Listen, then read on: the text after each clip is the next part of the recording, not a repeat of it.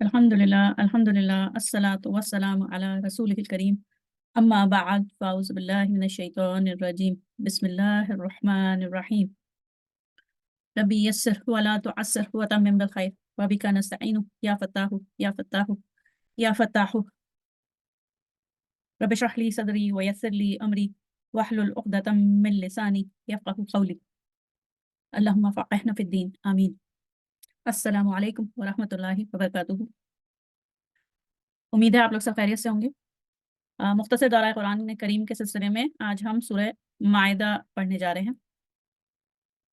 सूरह माइदा का नाम जो है, माइदा का मतलब है खाना या खाने से सजी हुई मेज़। इस सूरह का ये नाम आयत नंबर 112 में आया है, जिसमें हज़रत ईसा अलैहिस्सलाम के हवारियों ने हज़रत ईसा अलैहिस्सलाम से दरख्वास्त की थी कि आप अल्लाह ताला से दुआ करें कि वो आसमान से हमारे लिए खाना नाज़िल करें। सूरह का ये नाम इस वजह से भी करीन क़यास है कि इसमें हज़रत ईसा और ईसाइयों से मुताल्लिक़ बहुत सी तफ़सीलात हमें मिलती हैं। मज़ीद ये कि सूरह के शुरू की आयतों में अहले किताब का ज़बह किया हुआ खाना मुसलमानों के लिए हलाल करार दिया गया है, और साथ ही साथ दूसरे अहकाम भी हलाल और हराम खाने के बारे में आए हैं। तो इस लिहाज से सूरह का नाम खाना या खाने से सजी हुई मेज़। इस सूरह का मरकज़ी मज़मून वही है जैसे सूरह निसा में है, यानी इस्लामी माशरे को मज़बूत बुनियादों पर इस्तवार करना। और अलबत्ता इस सूरत में उसके एस्पेक्ट्स डिफरेंट हैं, मुख्तलिफ जहतों से माशरे के मुतालिक उसूल बताए गए हैं। यानी कि या इस सूरत में ज़्यादातर इस सूरत में माशरे के मजहबी, सकाफ़ती और सियासी लिहाज से उसूल वज़ा किए गए हैं और हिदायत और अहकाम आए हैं। मुसलमानों को ख़ास ताकीद के अदल इंसाफ पर मजबूती से कायम रहें और अपने से पहले पहले जो कौमें थीं, अपने से पहली कौमों की रविश पर हरगिज़ न चलें। अदल इंसाफ पर मजबूती से कायम रहें। और साथ ही इस सूरह में अहले किताब यानी यहूद व नसारा को दावत है कि वो इल्हामी दीन की हुज्जत को पूरी तरह कायम करते हुए कुरान पाक और पैगम्बर इस्लाम पर ईमान लाएँ, जो कि अ, जो कि इल्हामी कलाम की ताज़ा तरीन सूरत है। यानी कि इस्लाम और कुरान पाक और आप सल्लल्लाहु अलैहि वसल्लम की रिसालत जो है, वो एक तसलसल का के लेटेस्ट वर्ज़न है, आखिरी सूरत है। इल्हामी कलाम की आखिरी ताज़ा तरीन सूरत है। अच्छा, ज़माने नुज़ूल के एतबार से ये सूरह सुलह हुदैबिया के बाद के ज़माने में नाज़िल हुई है, यानी हिजरत के छठे साल का आखिर या 7वें साल का शुरू। अच्छा, ये सूरह माइदा का पहला हिस्सा जो है मज़मून के एतबार से, वो हम कह सकते हैं कि आयत नंबर 1 से लेकर 11 तक है।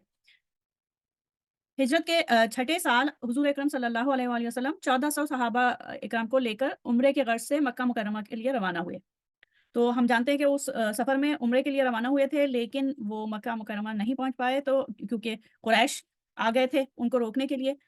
तो ये वाक़या जो है, इसी वाक़ये के हवाले से यही वजह है कि सूरह की इब्तिदाई आयात 1 से 11 तक उम्रे के अहकाम और शराइत से मुताल्लिक़ हैं। और फिर यही मौज़ू यानी कि उम्रे और हज और एहराम का मौज़ू जो है, वो दोबारा आयात 101 से 104 में भी आया है। फिर सबसे अहम तो नहीं, हाँ, अहम आयत इस सूरह में आयत नंबर 3 है। उसमें इस बात का ऐलान है कि दीन मुकम्मल कर दिया गया है। फिर आयत नंबर 5 में अहले किताब के हलाल खाने को मुसलमानों के लिए भी हलाल करार दिया गया है। अहले किताब का खाना जो है मुसलमानों के लिए हलाल करार दिया गया है, लेकिन वो जो उनके लिए भी हलाल है, यानी कि वो जो कोशर हज़ाबिया होता है, वो। आज के ज़माने में वो तो हर तरह के अगर वो खा रहे हैं, तो वो हलाल नहीं होगा, लेकिन उनका ज़बिया हमारे लिए हलाल होगा। अच्छा, और फिर आयत नंबर 2 और आयत नंबर 8 में मुसलमानों को ख़ास तौर पर ताकीद की गई है कि वो अदल व इंसाफ पर कायम रहें, और यहाँ तक कि जो दूसरी कौम की दुश्मनी या अदावत है, वो भी इस बात की वजह ना बन जाए कि वो हद-ए-एतदाल से तजावुज़ कर जाएँ। लोगों की दुश्मनी और अदावत में भी में भी उन्हें इंसाफ और अदल पे कायम रहना है, हद-ए-एतदाल से तजावुज़ नहीं करना। और ये कि इसमें अपने इस सूरत इसमें अपने से पहले की कौमों की रविश पर चलने से परहेज़ करें। آیت نمبر 1 اور 2 میں حج اور عمرے کے احکام، اور آیت نمبر 6 میں وضو کے فرائض اور تیمم کے احکام ہیں۔ یہ تھے آیت 1 سے لے کر 11 تک کے کا خلاصہ۔ اور اب سورہ مائدہ کے آیت نمبر 12 سے 26 ہم پڑھیں گے، اور اس کو ہم نے دوسرا حصہ قرار دیا ہے کیونکہ موضوع کے اعتبار سے۔ ان آیات میں بنی اسرائیل کو بحیثیت قوم ان کے جرائم یاد دلائے گئے ہیں جو تاریخی طور پر انہوں نے اللہ تعالیٰ کی نافرمانی میں سرزد کیے، اور انہی قومی اور مذہبی جرائم کی فرد جرم عائد ہونے کی وجہ سے انہیں کائنات کے پروردگار کے الہامی پیغام کے سفیر کی حیثیت سے معزول کیا جا رہا ہے۔ یعنی کہ وہ پچھلے 2000 سال سے یہود اور نصارہ دونوں اللہ تعالیٰ کے الہامی پیغام کے سفیر تھے۔ الہامی پیغام کو پہنچانے کی ذمہ داری ان کی تھی، باقی انسانیت کو، تمام انسانوں کو۔ لیکن اب وہ ذمہ داری جو ہے وہ آخری نبی صلی اللہ علیہ وآلہ وسلم اور ان کی قوم کو دی گئی ہے، اور قرآن پاک جو ہے اس کو فرقان کی حیثیت حاصل ہو گئی ہے۔ فرقان کی حیثیت یعنی کہ اب مذہبی معاملات میں جو حرف آخر ہے وہ قرآن پاک کو مانا جائے گا، قرآن پاک کے ذریعے سے ہم مذہبی معاملات کا تعین کریں گے، اور اس کی وجہ یہی ہے کہ اس میں تبدیلیاں ہو گئی ہیں پچھلی الہامی کتابوں میں۔ اچھا، اب ہم یہ آگے تیسرا حصہ ہے سورہ مائدہ کا، جس کو ہم نے تیسرا حصہ قرار دیا ہے کیونکہ اس میں پھر موضوع کی تبدیلی ہے، اور یہ حصہ جو ہے آیت نمبر 27 سے 50 تک ہے۔ اب ان آیات میں اب ایک صحت مند معاشرے کے بنیادی اصول بتائے گئے ہیں۔ اچھا، اس کے شروع میں ہی بالکل اس حصے کے شروع میں ہی حضرت حابیل اور قابیل آدم علیہ السلام کے 2 بیٹوں کے قصے کے ذریعے انسانی جان کی حرمت پر حد درجے تاکید آئی ہے۔ سب سے پہلے جو سوسائٹی سورہ مائدہ میں سوسائٹی کے متعلق، معاشرے کے متعلق جو احکام آئے ہیں، اس میں سب سے پہلے یہ ہے کہ انسانی جان کو حرمت حاصل ہے۔ انسانی جان کا قتل جو ہے وہ انسانی معاشرے کے لیے حد درجے نقصان دہ ہے۔ تو سب سے پہلے جو سینکٹیفائی کیا ہے وہ انسانی جان کی حرمت کو۔ یہی واقعہ بتاتے ہوئے اس میں ہے ان آیات میں کہ جس کسی نے بھی کسی ایک شخص کو قتل کیا تو ایسا ہی ہے جیسے ساری انسانیت کا قتل کیا۔ یعنی کہ یہ الفاظ ایسے آئے ہیں کہ بنی اسرائیل پہ یہ واضح کر دیا تھا یہ کہ ایک شخص کا قتل جو ہے وہ ایسا ہی ہے جیسے ساری انسانیت کا قتل ہو، سوائے اس کے کہ وہ اس کو اس نے کسی کا قتل کیا اور اس کے بدلے اس کو قتل کیا جا رہا ہو، یا زمین میں فساد پھیلانے کی وجہ سے اس کو قتل کیا جا رہا ہو۔ ادر دین دیٹ ایک انسان کا قتل جو ہے وہ پوری انسانیت کا قتل ہے۔ پھر آگے آیات میں قتل کے بارے میں احکام ہیں۔ قصاص کا قانون آیت 45 میں بیان ہوا ہے، جبکہ زمین میں فساد کا قانون آیت نمبر 33 اور 34 میں بیان ہوا ہے۔ اس کو ہرابہ کا قانون کہا جاتا ہے، جو فساد برپا کر دینا، زمین میں ٹرموائل کر دینا، بہت زیادہ قتل و خون کرنا، تو یہ ہرابہ ہے، دہشت۔ پھر آگے چوری کے بارے میں قانون اور اس کی سزا، یہ آیت 38 میں آئی ہے، چاہے وہ چور چاہے مرد ہو یا عورت، سزا ایک ہی ہے، آیت 38 میں ہے۔ آیت 41 سے لے کر 44 آیت 41 سے 44 میں مشرکین اور خاص طور پر منافقین کی مخالفت اور دھوکے بازی کے باعث آپ صلی اللہ علیہ وآلہ وسلم کو جو رنج ہوتا تھا اس کی دلجوئی کے لیے آیات ہیں۔ یعنی کہ آیت نمبر 41 سے 44 میں آپ صلی اللہ علیہ وآلہ وسلم کی دلجوئی کے لیے آیات آئی ہیں، اور وہ اس لیے کہ جو آپ کو رنج ہوتا تھا منافقین کی مخالفت، ان کی دھوکے بازی اور مشرکین کے اسلام قبول نہ کرنے پر۔ اچھا، ساتھ ہی ان آیات میں منافقوں کی شناخت کے لیے ان کی چند اہم خصوصیات بھی بیان ہوئی ہیں۔ پھر آیت نمبر 46 سے 50، آیت نمبر 46 سے 50 میں توریت کا من جانب خدا نازل کیا جانا اور اس میں احکام شریعت کا ہونا، پھر انبیاء کی ایک لڑی کہ جس کے آخر میں حضرت عیسیٰ علیہ السلام آئے اور ان کو انجیل کتاب حکمت عطا ہوئی، یہاں تک کہ آخر میں قرآن پاک نازل ہوا جو ان سب انبیاء اور کتابوں کی تصدیق کرتا ہے۔ تو پھر آپ صلی اللہ علیہ وآلہ وسلم کو خاص کر بار بار تاکید کہ اب قرآن پاک جو کہ مہیمن ہے ان کتابوں پر، تو قرآن پاک کے مطابق ہی عدل اور انصاف سے فیصلے فرمائیں اور لوگوں کی خواہشات کی ہرگز پرواہ مت کریں۔ تو جو آئندہ جو جتنے فیصلے ہیں وہ قرآن پاک کی بنیاد پر صحیح اور غلط میں فرق، اسی لیے اس کو فرقان کہا جاتا ہے۔ پھر ہم آگے چلتے ہیں آیت نمبر 51 سے 86، یہ چوتھا حصہ ہے، اس میں مضمون ان آیات میں کلام عموماً مسلمانوں سے ہے۔ اچھا یہاں پہ جو ہے آیات جو ہیں اس میں خطاب مسلمانوں سے ہے، البتہ ہدایات مسلمانوں، یہودیوں اور عیسائیوں سب کے لیے ہیں۔ خطاب مسلمانوں سے ہے لیکن ان آیات میں جو الفاظ ہیں وہ ان میں جو ہدایات ہیں وہ مسلمانوں، یہودیوں اور عیسائیوں سب کے لیے ہیں۔ اس میں منافقین کی نشاندہی بھی ہے، ان کا ظاہری اور باطنی عمل، اور پھر مسلمانوں کو خاص طور پر تنبیہ یا فہمائش کی گئی ہے کہ اگر وہ اپنے دین سے پھر گئے تو اللہ تعالیٰ عنقریب ایسے لوگ پیدا کر دے گا جو اللہ سے محبت کریں گے اور اللہ تعالیٰ ان سے محبت کرے گا۔ یہ آیت 54 کا مفہوم بیان کریں کہ مسلمانوں کو تنبیہ ہے کہ اگر وہ اپنے دین سے پھر گئے تو اللہ تعالیٰ عنقریب ایسے لوگ پیدا کر دے گا جو اللہ سے محبت کریں گے اور اللہ تعالیٰ ان سے محبت کرے گا، اور جو مومنوں کے حق میں نرمی کریں گے اور کافروں سے سختی سے پیش آئیں گے۔ وہ خدا کی راہ میں جہاد کریں گے اور کسی ملامت کرنے والے کی ملامت سے نہ ڈریں گے۔ یہ خدا کا فضل ہے جو وہ جسے چاہتا ہے عطا کرتا ہے، اور اللہ تعالیٰ بڑی وسعت والا اور جاننے والا ہے۔ یہ آیت 54 ہے، 54۔ اس کے بعد آیت 65 میں یہود و نصارہ کی دونوں آیت 65 میں یہود و نصارہ دونوں پر واضح کر دیا گیا ہے کہ اگر وہ اس قرآن پر اور دین اسلام پر سچے دل سے ایمان لے آئیں تو ان کے پچھلے سارے گناہ معاف ہو جائیں گے۔ یعنی کہ ان کو دعوت اسلام دی گئی ہے اور کہا ہے کہ اگر وہ سچے دل سے اسلام لے آئیں اور اس پر عمل کریں تو ان کے پچھلے گناہ سارے معاف ہو جائیں گے اور وہ اللہ تعالیٰ کی بہشت میں داخل کیے جائیں گے۔ اس کے بعد آیات 72 سے 86، 72 to 86 میں عیسائیوں کو خاص طور پر دعوت دی گئی ہے اور ان کے خاص طور پر اسلام کی دعوت دی گئی ہے، اور ساتھ ہی ان کے جو عقائد میں موجود بے بنیاد نکات ہیں جو بعد میں کرسچینٹی میں داخل کیے گئے ہیں، تو وہ بے بنیاد نکات ان پر واضح کیے گئے ہیں جو غلطی ہے ان کے عقیدے میں۔ پھر آیت نمبر 87 سے لے کر 108 تک، یہ سورہ مائدہ کا 5واں حصہ ہے۔ یہ حصہ اس لحاظ سے بہت اہم ہے کیونکہ اس میں متفرق شریعہ کے قوانین بیان ہوئے ہیں اور بہت اہم قوانین بیان ہوئے ہیں۔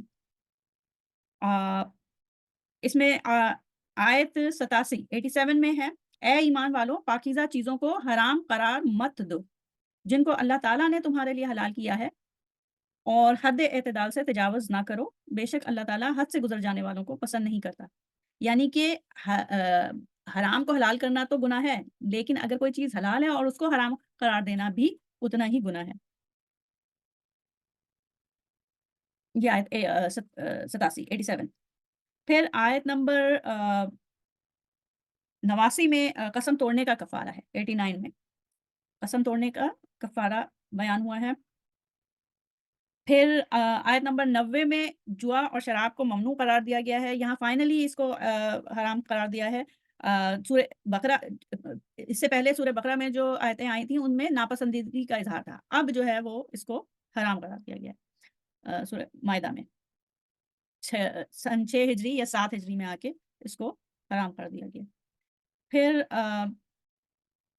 آیات 94 سے لے کر 98، یہ 104 نہیں ہے بلکہ 98 ہے، 94 to 98 میں حج سے متعلق احکامات آئے ہیں اور یہ کہ مقامات مقدسہ کا احترام لازمی ہے، اس میں جو فدیہ دینا ہوتا ہے اور جو احرام کی شرائط ہیں یہ بھی بیان ہوئی ہیں۔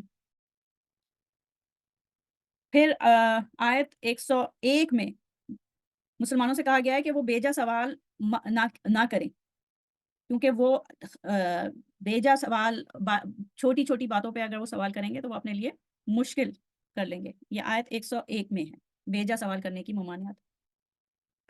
پھر آیت 104 میں آیا، اور جب لوگوں سے کہا جاتا ہے کہ جو کتاب اللہ تعالیٰ نے نازل فرمائی ہے اس کی اور رسول اللہ کی طرف رجوع کرو، تو کہتے ہیں کہ جس طریق پر ہم نے اپنے باپ دادا کو پایا ہے وہی ہمیں کافی ہے، بھلا اگر ان کے باپ دادا نہ تو کچھ سمجھ رکھتے ہوں اور نہ سیدھے راستے پر ہوں تب بھی۔ یہ آیت 104 کا ترجمہ ہے۔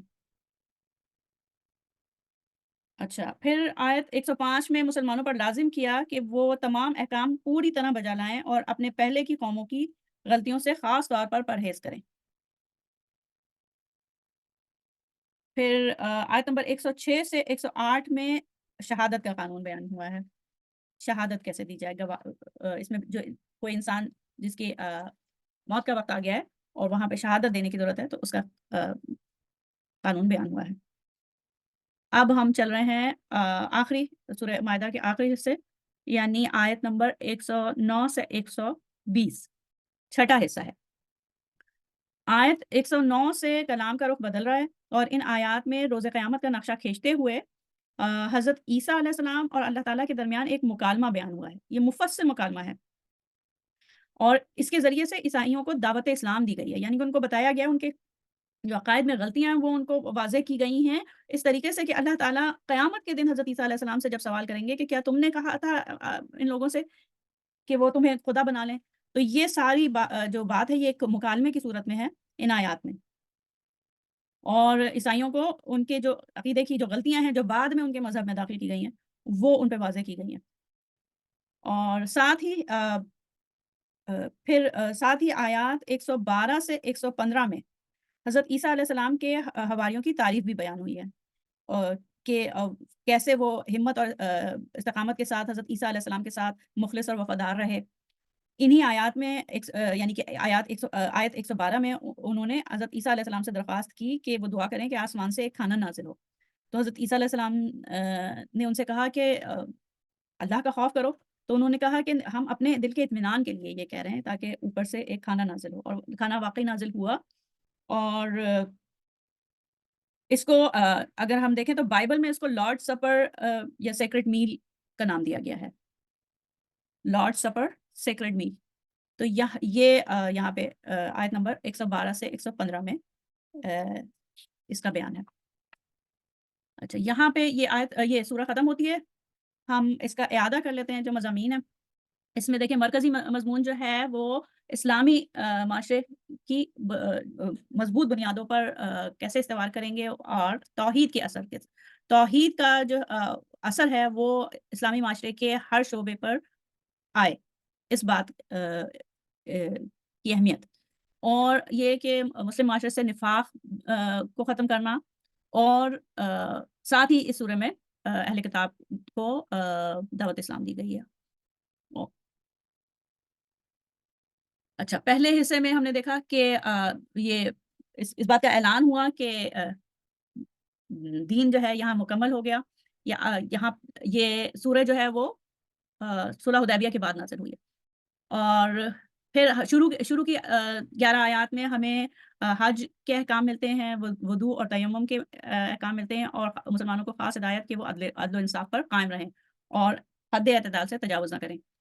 پھر دوسرا حصہ آیت نمبر 12 سے 26 ہے، جس میں یہودیوں کو تنبیہ کی گئی ہے، فہمائش کی گئی ہے، اور ان کے جو قومی جرائم تھے وہ بتائے گئے ہیں۔